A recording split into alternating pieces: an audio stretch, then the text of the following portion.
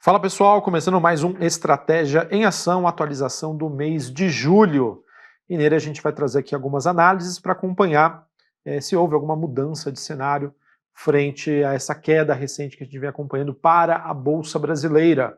Mas antes de a gente falar sobre isso e muito mais, já deixe o seu gostei aqui no vídeo, se inscreva no canal, abra agora mesmo uma conta na Genial Investimentos. Para isso, é só você apontar aqui seu celular para esse QR Code que está no canto inferior da tela, seu celular, enfim, aí você vai precisar de algum outro aparelho, ou se você estiver vendo aqui pelo computador, fica muito mais fácil este processo. Pedir para o Boni compartilhar a minha tela. A gente sempre começa falando aqui sobre os níveis de valuation da Bolsa Brasileira. Vejam que, por enquanto, não temos grandes novidades.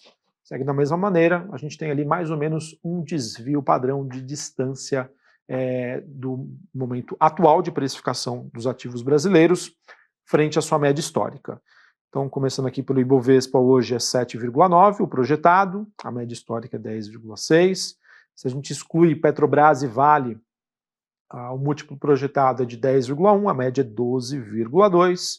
Se você olha apenas as empresas ligadas à economia doméstica, você tem um múltiplo de 9,5, a média é 11,9. Para as empresas exportadoras, a projeção hoje é 7,2, a média histórica é 9,9. Para as empresas de menor capitalização, 9,8, sendo que a média é 13,9. E para as empresas médias e de grande capitalização, 7,7, e a média é 10,2.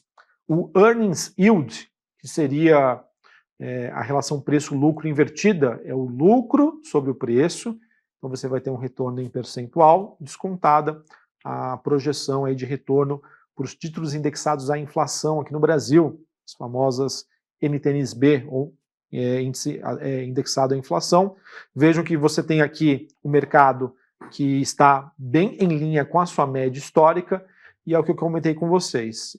Existem duas maneiras de avaliar esse parâmetro. Primeiro, é identificar que não existe tanto potencial hoje de você alocar em ações, o que até justifica o fato da Bolsa Brasileira ter passado por esse movimento de correção, e o outro motivo é o mercado começando a projetar queda de juros à frente, deixando então, digamos, o patamar de bolsa mais atrativo.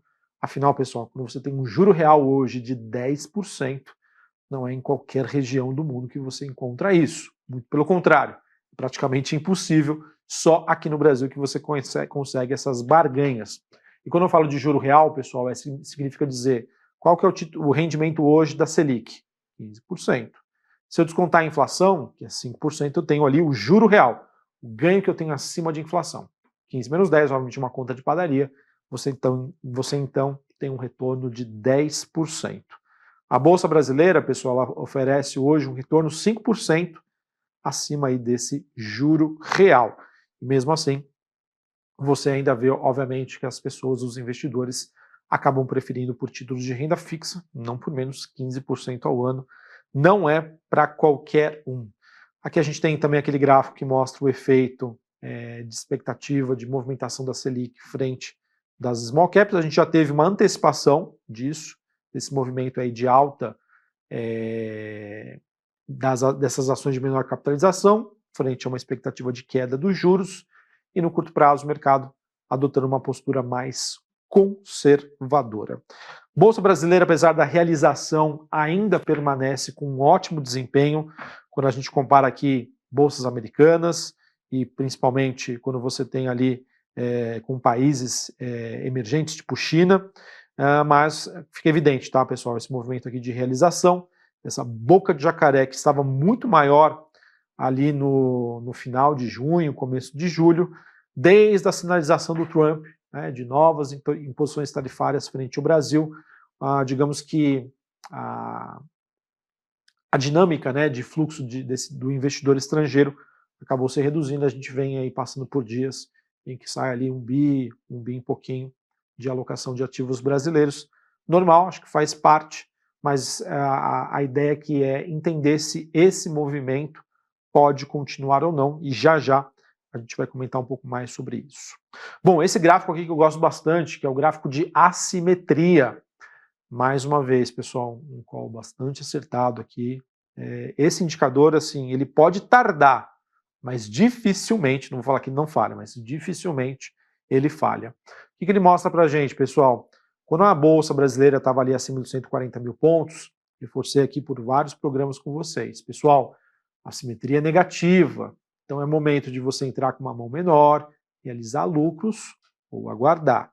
E agora, pessoal, vejam que a Bolsa Brasileira buscando essa região em torno dos 132.500 pontos, é uma região onde você tem ali um equilíbrio de forças, não tem nenhuma assimetria negativa ou positiva. Então, a partir deste patamar, eu vejo que a Bolsa Brasileira começa a apresentar aí novas oportunidades. Então, novamente, se você é um investidor de longo prazo, fique de olho. Se esse movimento de realização de lucros continuar, levando em consideração que à frente nós temos possibilidade de queda de juros, alternância de poder, um tema bastante sensível aqui, muita coisa pode acontecer, tem, enfim, até o ano que vem ali tem mais de um ano para este evento, então, mas eu vejo que nestes patamares, abaixo dos 132 mil, eu vejo possibilidade de sim, você investidor, buscar aí por novas alocações com a assimetria ficando mais favorável.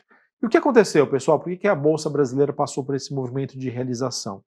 Na minha opinião, o principal deles acontece com o investidor estrangeiro começando a realizar lucros, começando não, né?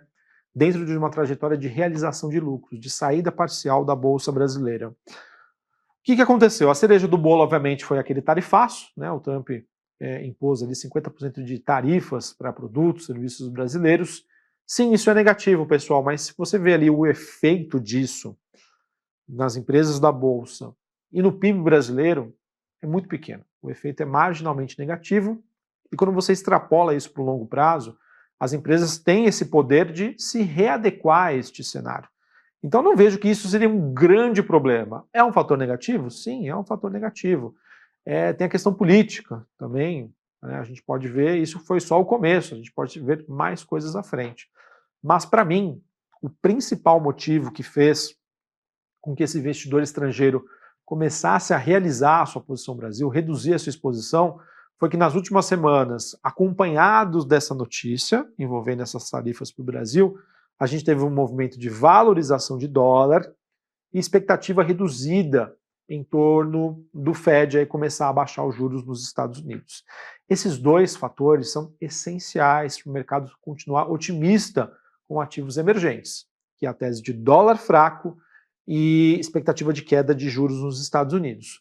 Como essas duas teses, elas teoricamente foram impactadas nas últimas semanas, por motivos pelos quais a gente ainda vê uma economia americana resiliente, expectativa de menos cortes das taxas de juros por conta do mercado de trabalho nos Estados Unidos e principalmente temporada de balanços. O mercado está bastante animado, pessoal, com os resultados das 7 magníficas.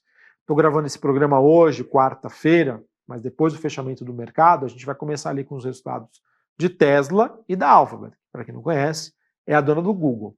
Se os resultados continuarem positivos, diante da situação de menos cortes de juros nos Estados Unidos, economia ainda resiliente, bons resultados das empresas americanas, não tem jeito, pessoal. O mercado vai continuar realizando, o mercado brasileiro pode passar por um período ali de estagnação.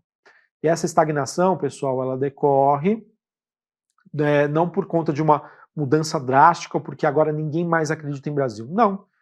No mundo, eu sempre comento aqui com vocês, é um jogo de rouba-monte.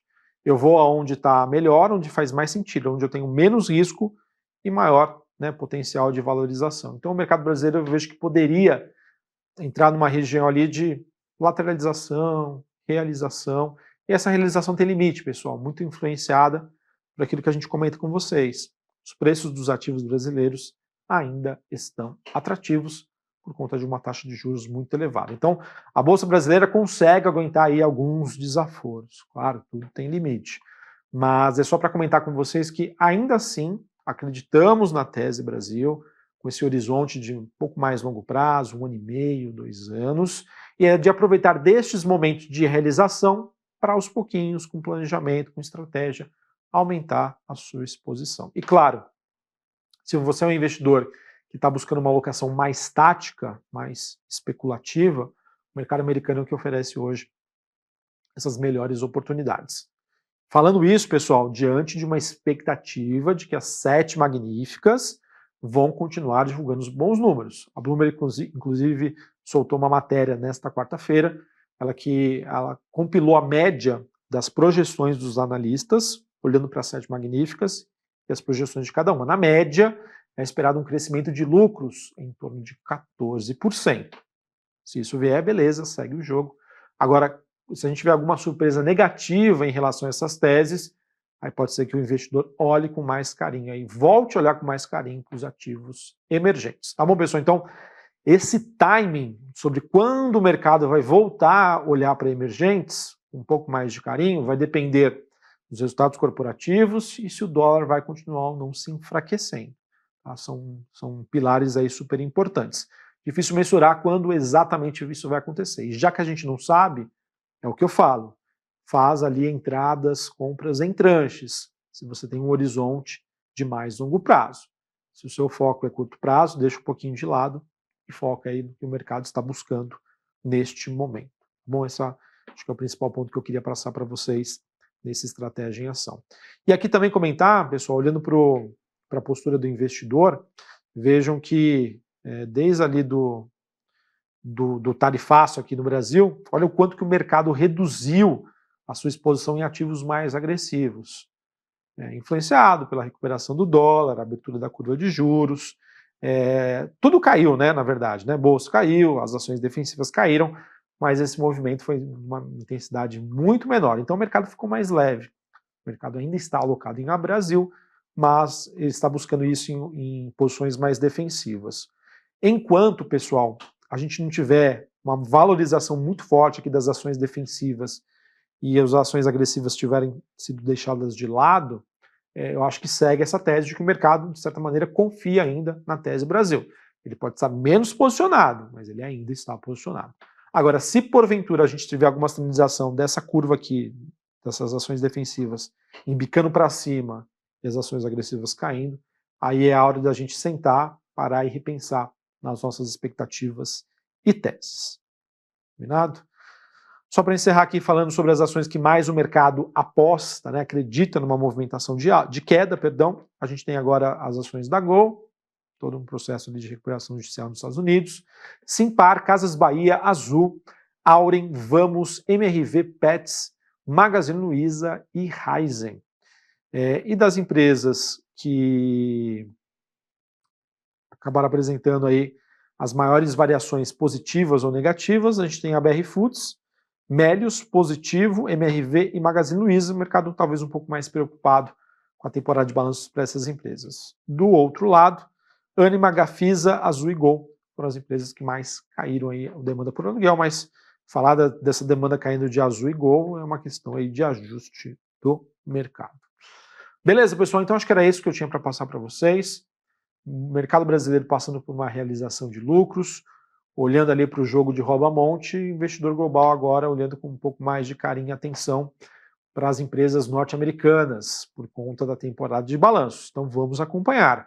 Resultados positivos por lá, na minha opinião, isso faz com que tenha esse espaço ainda para o investidor querer estar, né, posicionado em Estados Unidos, recuperando parcialmente aí o que ele deixou, né, de lado desde lá do tarifaço do Trump, que aconteceu em abril, e se aquele cenário continuar envolvendo queda de juros nos Estados Unidos, influenciando aqui positivamente, eu vejo que aos poucos existe espaço sim para uma recuperação dos ativos brasileiros. Mas hoje, curtíssimo prazo, Brasil um pouco de lado, mas é momento aí, se você tem essa visão de mais longo prazo, de fazer alocações em tranches aos poucos. Combinado? A simetria ficando um pouquinho mais favorável. Deixe o seu gostei aqui no vídeo, se inscreva no canal, abra uma conta aqui na Genial Investimentos. Eu espero vocês no próximo Estratégia em Ação. Só deixando aqui o recado, pessoal, a partir do mês de agosto, numa readequação aqui das minhas atividades, novas coisas estão por vir. O Estratégia em Ação, que ele tinha uma frequência de 2 vezes por mês, ali na segunda e na quarta-feira de cada mês, a gente vai passar aí a ter o Estratégia em Ação com um programa aqui gravado, todas as últimas quartas-feiras, ou melhor, né, na quarta-feira de cada mês. Ou seja, a gente sai de uma frequência de 2 programas, ou seja, um programa quinzenal, para um programa mensal. Um abraço e até a próxima.